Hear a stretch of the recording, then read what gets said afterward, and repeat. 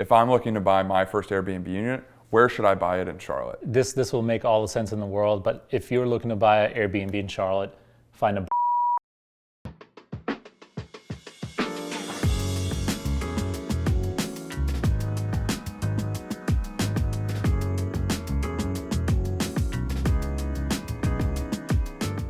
All right, so we're standing on top of one of the best Airbnb units in all of Charlotte. I mean, you can see behind me, this view is sick.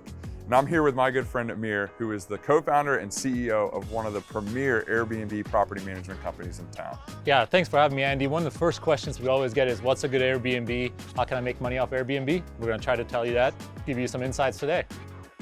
So one of the biggest things, Andy, that any Airbnb host can do is create an experience for guests. So guests care to come to places where they feel special and unique. You know, this Airbnb does a great job of that. I mean, this view of Uptown is amazing. The design is great. People love this. This is the kind of stuff that sells.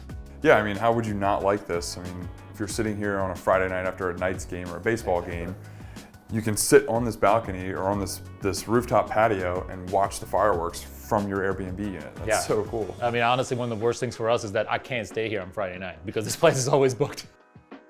So one thing I've noticed already just walking through here is like it's super minimalist, which is awesome. Do you guys do that? Great observation. We help our owners figure that out. It's really a fine line between being minimalistic and creating the experience that I mentioned earlier. So you really want to be able to give them enough to feel comfortable, to feel at home, but not overdo it. You don't want people not know how to, turn on a lamp, things of that nature. You want to make it, in a sense, foolproof, but still look good. So it's a tight little kind of area that you have to work through, and we help our clients that we work with by providing them design services to figure that out.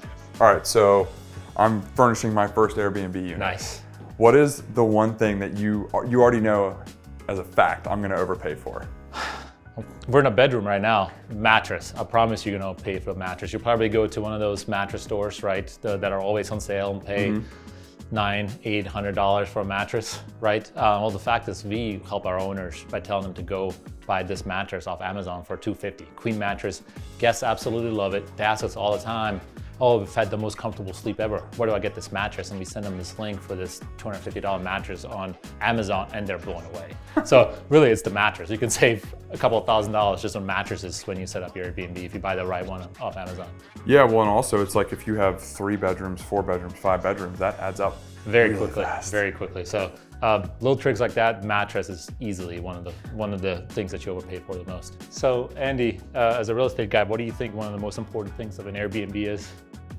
Boy, I would probably say making sure you have enough toilet paper, clean towels, and coffee. Yeah, those are up there. But even before you have to worry about those things, the number one thing is really access. How easy is it to get to a property? I'm sure you've been there, right? Where you've gotten Airbnbs and then you see the check-in instructions and you're just like, holy smokes, right? So it's really important to make access as easy as possible. Ideally, direct access to the front door, and then no lock boxes, smart locks with smart codes on them. Make all the difference in the world. Yeah, I mean, I could only imagine, like, you're coming in from a trip, you come to Charlotte from Miami, and you have a busy day, and then you have plans tonight, and then you have a full day tomorrow, and it's like, the last thing you need is to be scrambling to try and figure out how to get into the Airbnb. Yeah, I mean, we've seen some Airbnbs where it's literally a maze. The host sends you a video that you have to watch on like a step-by-step of how to walk through the maze. That's going to lead to bad reviews and unhappy guests, and that's the last thing you want. You need to have the first impression be really good, so obviously the way a property is staged, but they need to get in first. Getting in needs to be really easy. So how did all this get started? It's a funny story. It's kind of like that old all started in a garage story. So about 6 years ago, my wife and I bought a house in Plaza Midwood, same street that a Legion Brewing is on, just at the tail end of that. That house had a detached garage, and then a room above that garage that also had like a bathroom, right? So ideal case scenario would have been a man cave, but I had 2 little kids and my wife would have killed me if I would have turned that into a man cave if it was a different house or dwelling from her. So decided to put it in an Airbnb just for some discretionary income, just for a few $100 here and there, some travel money. Next thing we know, this 200 square foot room above our garage is paying the mortgage on our house in Plaza Midwood. That was like the light bulb moment. It's like, okay, there's something here. So for those people who don't know what those are actually called, they're called ADUs, right? So it's additional dwelling unit. Yeah, one of the first questions that we always get is, what would make a good Airbnb? Where should we look? And we always ask them, is your property in an HOA? Because historically, if you have a property that has an HOA, there's probably historically 100% likelihood that you can't turn that into a transient rental, which is a rental less than 30 days, which is what an Airbnb technically is. But that's changing now. As you mentioned, we're sitting here in one right now by Copper Builders, Altura. That's the HOAs are really kind of forward about, yes, Airbnbs are allowed and encouraged, and they're building multiple projects like this around the city with this kind of forward-thinking mindset that Airbnbs are here to stay, and it's a new way that people plan to live, work, and travel. Oh, I mean, they just sold out in Bronson Square. I brought a buyer for them. A bunch of agents I know brought buyers, and a lot of them were because they could Airbnb, and they sold out 18 units in 36 hours. It's amazing. I was at their kickoff event. It was probably 300 people there. The interest is there. I mean, people get it, and they actually had us give them some underwriting, some projections on how well those assets would perform as Airbnbs, and not surprisingly, they'll do great because they're in the Loso area, will look amazing, will be a great experience for anybody who wants to stay there. So how did you scale Rabu? Like, how did that come about? Because obviously you did well with the unit above your garage, and then you had the light bulb moment, but it's like, okay, now we have something. You know, I'm a big believer in taking like baby steps. So if we get a couple more Airbnbs around town just to see, okay, this worked in our backyard, can it work elsewhere? So we get about 3, at this point it was just my wife and I, and you know, they all performed really well, but I was running a small hotel, right? Because that's what it is, it's hospitality, right? So I was running this hotel with different hotel units in different parts of town. I come from a technology background. I was just part of another tech startup. So I had some friends in the technology space. One of them is now my co-founder, James. I went to James and I said, James, you know, this is what I'm doing, you know, but it's painful. I'm having to do all these manual processes. Can you help me out? And James is a problem solver. So he started building technology. The stuff that I used to do manually, that a normal Airbnb host has to do manually, James built technology to do it. And then that's just kind of scaled on and on. As we got more clients, more requests for certain things, we built a technology for it. And now it's this amazing operation. What would you say is like one of the biggest pieces of automation that you guys have implemented for your owners that's not necessarily something that, like myself, if I'm building out my first Airbnb, would really do? We talked about access earlier. We built our own technology to control access that also turned into a security system. So, you know, we use smart locks that are available at, you know, Lowe's, but we are able to program them so that the guest code are automatically set to be the last 4 digits of their phone number, only works when they're supposed to get in, stops working when they get out. So it's a huge security measure, great for the guests, and that's a big one. We've done hundreds of other little things, but that's one of those ones that are most impactful immediately because it sets the right tone from the beginning. Yeah, I mean, there's nothing worse than getting to the front door of your Airbnb on night 2 and forgetting the code. Yeah, so last 4 digits of your phone number, most people still remember those, you know, even though everything's programmed in your phone, you still remember what those are. Couple like rapid fire questions for you. How long have you been doing this?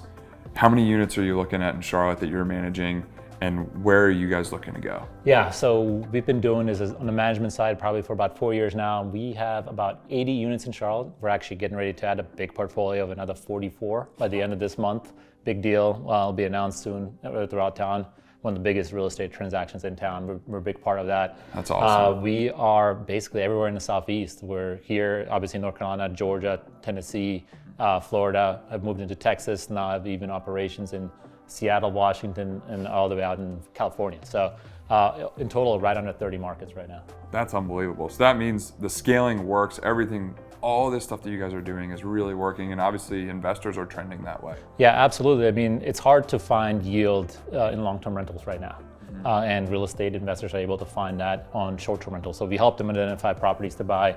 We tell them, Andy, if you buy this property, this is how much you can earn. And it's working. It's what people are looking for, yield. And everyone realizes that short-term rentals are the new way for people to live, work. Right now, on average, our guest is staying about 44 days in our properties. Before COVID, it was about 2.5. So really interesting stuff. And with the growth and everything, it's so cool to see what you guys are doing. And that's where I'm honored to be friends with you guys and to even have some of the merch. So yeah, there you go. I actually brought some that I have. Sweet. So not only are your Airbnbs really nice, but Your merchandise is I awesome like too. it. I like it, man. This is pretty sweet. I expect you to wear that in all your videos going forward. I like it.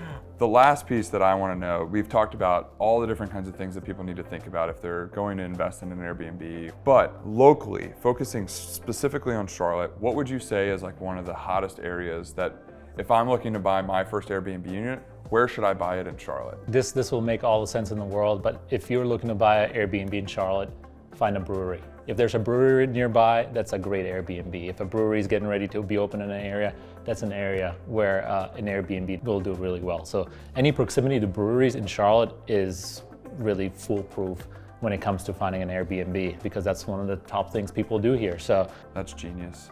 Dude, well, I appreciate you taking the time to meet with me. I mean, clearly these guys have a ton going on, so thank you. And if I ever hear of anyone looking for an Airbnb unit, or if they need some advice or guidance or anything like that, you will be the very first call that I make. I appreciate that. The only last thing I'll add to that is that we built a free tool anybody can go to at data.rabu.com, and it will give you an estimate on how much that property can make for free and give you the comp set. So free tool, highly recommend using it. It's a great way just to educate yourself on how much an Airbnb can make.